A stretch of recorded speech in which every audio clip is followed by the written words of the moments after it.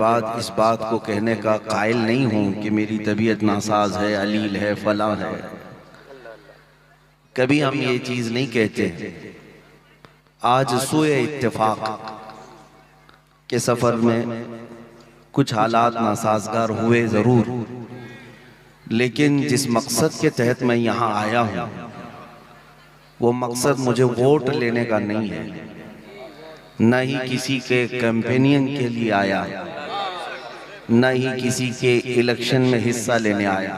क्या कहने जिंदा, बल्कि हमारा जो मकसद है वो सिर्फ इतना है, मुझे पता है बीमार हुआ तो भी क्या होना है, क्योंकि मेरा तो मानना ये है या रसूल अल्लाह तेरे इश्क की बदौलत मुझे जिंदगी मिली है। या रसूल अल्लाह तेरे इश्क की बदौलत मुझे जिंदगी मिली है। मेरी बात बन गई है तेरी बात करते करते, मेरी बात बन गई है तेरी बात करते करते, वरना दुनिया क्या पहचानती। उस रसूल मोहतरम की बात करते जाओ, हर कल्ब में राज करते जाओ। वाह वाह वाह वाह। फिर हम जिंदगी का एक मकसद ये भी हमने बना लिया है जो जिंदगानी बाकी ये इरादा कर लिया है। या रसूल अल्लाह है जो जिंदगानी बाकी ये इरादा कर लिया है, तेरे मुनकिरों से आका मैं मरूंगा लड़ते लड़ते। तेरे मुनकिरों से आका मैं मरूंगा लड़ते लड़ते। बहुत अच्छा। अजीज़ा ने गिरामी वक़ार, हमने सुना है गुनाहों की लज्जत कई जवानों को बूढ़ा कर देती है। गुनाहों की आदत कई जवानों को बूढ़ा कर देती है, लेकिन हुजूर पाक का इश्क और उनकी मोहब्बत कई बूढ़ों को जवान कर देती है। सुभान अल्लाह। अल्लाह करीम वही इश्क की दौलत, वही मोहब्बत हम सबको अता फरमाए। इसलिए कि हमने देखा है गुनाहों के अड्डों पर राज करने वाले 25 साल 30 साल जवान या 35 साल के नौजवान रिटायर्ड होते हुए नजर आए। उनका जिस्म भी और रूह भी खोखली होती नजर आई, लेकिन इश्क मुस्तफ़ा में जीने वाला 75 साल बूढ़ा भी वाह हजारों आंखों की ठंडक बनता हुआ भी नजर आया। बहुत खूब, जिंदाबाद। हमने अपनी आंखों से देखा है 25-30 साल के जवान में वो खूबसूरती नहीं थी जो 75 साल के ताजु शरिया में। बस्ती बस्ती करिया करिया, बस्ती बस्ती करिया करिया, बस्ती बस्ती करिया करिया, शरिया ये इसलिए कि जो खूबसूरती मेरे मुस्तफ़ा के कदमों से छन कर आती है वो हर जमाने मजीद बढ़ती ही चली जाती है। उसमें बुढ़ापा नहीं, इसीलिए बचपन से हम सुनते आ रहे हैं मोहम्मद के गुलामों में बुढ़ापा आ नहीं सकता। नबी पाक सल्लल्लाहु अलैहि वसल्लम का गुलाम हर घड़ी हर लम्हा जवान ही हुआ करता है। मुख्तसर सा पैगाम आपके सामने रखूंगा। मेरे अजीज़ों, जिंदगी का कुल असासा यही है, जिंदगी का कुल सरमाया यही है जो आला हज़रत इमाम अहले सुन्नत फाजिल बरेलवी रज़ी अल्लाह ताला अन्हु ने फरमाया, उन्हें जाना उन्हें माना न रखा गैर से काम। उन्हें जाना उन्हें माना न रखा गैर से काम, लिल्लाहिल हम्द मैं दुनिया से मुसलमान गया। मैंने जिंदगी में देखा भी है आला हज़रत का ये शेर। आला हज़रत फाजिल बरेलवी रहमतुल्लाह अलैह फरमाया करते, अपने दिल का है उन्हीं से आराम, सौंपे हैं सारे उन्हीं को सब काम। लो लगी है कि उस दर के गुलाम चाहे दर्द रज़ा करते हैं। नबी पाक सल्लल्लाहु अलैहि वसल्लम को जिसने अपने सारे मामलात सौंप दिए और अपने आप को उनके हवाले कर दिया, तो फिर उसे दुनिया के थपेड़ों से मौसमों से डरने की जरूरत नहीं। जो होगा मेरे मुस्तफ़ा संभालेंगे। बेशक, सुभान अल्लाह। तुम्हारे साथ नबी पाक सल्लल्लाहु ताला अलैहि वसल्लम की ज़ात है तो फिर किसी बात का खौफ नहीं। मैं आज लंबी तकरीर करने का अहल नहीं हूँ आज आपके सामने, लेकिन अभी अभी बगदाद शरीफ की ज़ियारत से लौटा तो वहाँ पर पड़ोस मुल्क के और आसपास के कई उलमा आए हुए थे। बहुत सारे उलमा ने मुलाकातें की। एक आलिम दीन ने मुझे पकड़ कर के ये पूछा, कहा कि हम आपकी तकरीरें सुनते हैं, आपके मुल्क में तो नहीं रहते, लेकिन हम ये सोचते हैं कि हालात आपके यहाँ बड़े ख़राब हैं। सोशल मीडिया और दूसरे न्यूज़ से हम सुनते आ रहे हैं, इतने ख़राब होते चले गए कि हुकूमतें जालिम आपके यहाँ बैठी हैं। रोज़ नित नए इस्लाम के ख़िलाफ़ हरबे अपनाए जाते हैं। ऐसे में आप आज़ाद तरीके से बोल कैसे रहे? वाह वाह वाह वाह वाह वाह। हर जगह आपकी तकरीरें कैसे हो जाती हैं और कैसे बोलते हैं। मेरे अजीज़ों, ये मेरी तारीफ के लिए नहीं कहता। उन्होंने मेरा हाथ पकड़ करके ये सवाल किया और कहा, हम आज़ाद जगह पर जहाँ इस्लाम के मुतालिक हम खुल के बोल सकते हैं, वहाँ इतनी बोलने की हमारे पास ताकत नहीं, और कुफारों मुशरिकीन के नरगे में आप कैसे बोल रहे हैं? तब मैं बगदाद में था, उनसे यही अर्ज़ किया, मौलाना साहब आपको मालूम होना चाहिए, क्या दबे जिस पे हिमायत का हो पंजा पे, जिंदाबाद। बल्कि यूं कहता हूं मैं, क्यों दबे जिस पे हिमायत का हो पंजा तेरा, शेर को खतरे में लाता नहीं कुत्ता तेरा। बहुत अच्छा। जिस पर रसूल पाक सल्लल्लाहु अलैहि वसल्लम की हिमायत हो, गौसे पाक का फैज़ हो, उसे डरने की ज़रूरत नहीं। आला हज़रत फरमाते हैं, खौफ न रख रज़ा ज़रा, तू तो है अब्दे मुस्तफ़ा, तेरे लिए अमान है, तेरे लिए अमान है। मैं उसको नौजवान ही नहीं समझता जो बुज़दिल हो, वो नौजवान है ही नहीं, बल्कि हो सकता है वो औरतों की सोहबत में पला हो। नौजवान किसे कहते हैं? तारीख़ में नौजवान का जो लफ्ज़ है वो अरबी में उसको फ़ता कहते हैं, फ़ता कहते हैं। और फ़ारसी और अरबी की मिक्सिंग के साथ शायर ने बहुत खूब कहा, असल नौजवान कौन है? शाह मर्दां शेर यज़दां क़ुव्वते परवरदिगार, ला फ़ता इल्ला अली ला सैफ़ इल्ला ज़ुल्फ़िकार। ला फ़ता इल्ला अली का मतलब है कोई जवान नहीं सिवाय हैदर कर्रार के, और जो उनके नक्शे कदम पर हो वो जवान कहलाने के हक रखता है, नौजवान कहलाने का हक रखता है। बहुत सारे नौजवान ये समझते हैं मुक्के दिखाने का नाम जवानी है, बॉडी बनाने का नाम जवानी है, गुटके खाकर लोगों पर थूकने का नाम जवानी है, अपने पैसों से लोगों पर रौब डालने का नाम जवानी है। ये सब जवानी नहीं, ये सब अय्याशियाँ हैं। असल जवानी आपको मैं बताऊं, सैयदना खालिद बिन वलीद रदी अल्लाह ताला 125 जंगें लड़ी हैं 9 साल में। कितनी? 125 जंगें, और किसी जंग में शिकस्त नहीं खाई।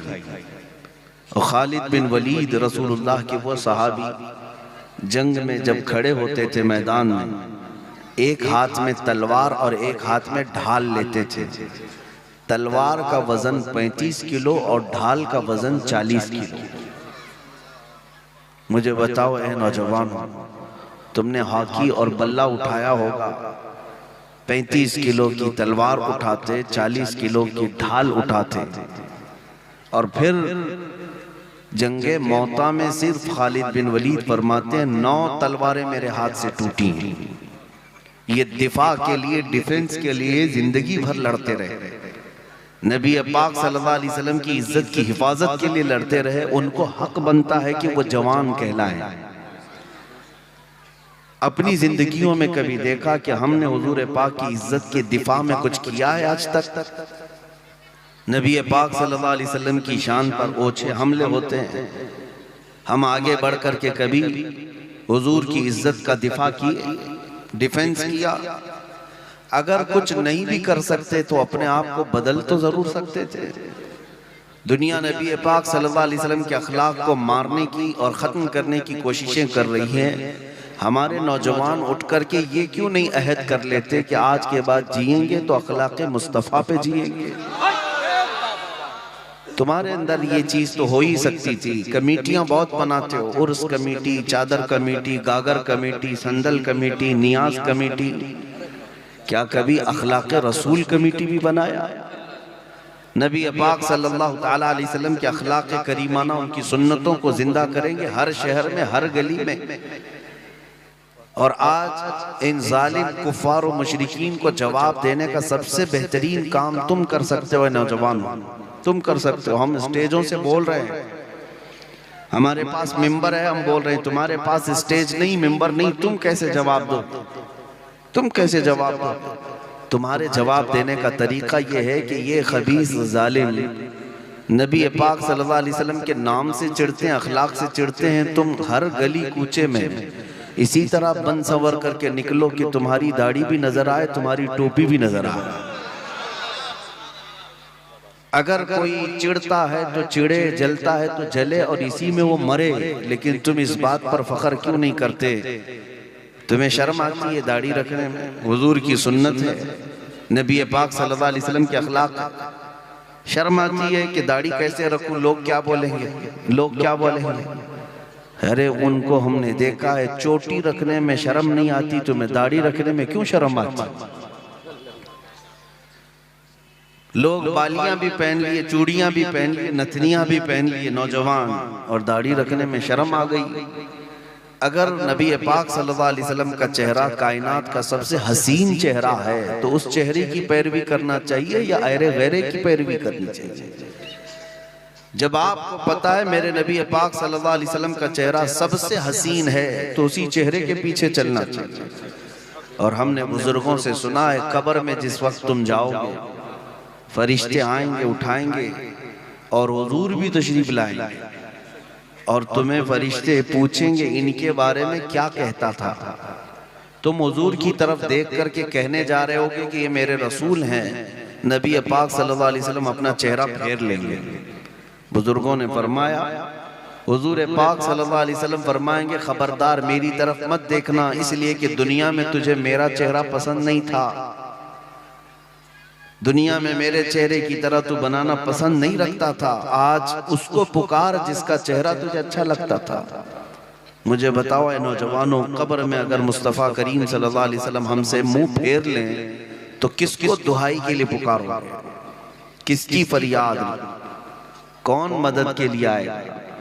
इसीलिए आला हज़रत ने फरमाया, आज ले उनकी पनाह, आज मदद मांग उनसे, कल न मानेंगे क़यामत में अगर मान गया। जिंदगियां बहुत बीत गई हैं जवानों, अनकरीब मौत की दस्तक आने वाली है। अनकरीब हमारे घरों पर मलकुल मौत का नुज़ूल होगा, और तुम्हें पता भी नहीं होगा कि कभी तौबा की मोहलत मिलेगी भी कि नहीं मिलेगी। अपने रसूल को राजी करके जाएंगे या नहीं जाएंगे? मुझे एक बात याद आती है, मैं एक जलसे में हाजिर था, क़यामगाह पर बैठा था, एक नौजवान मिलने के लिए आया।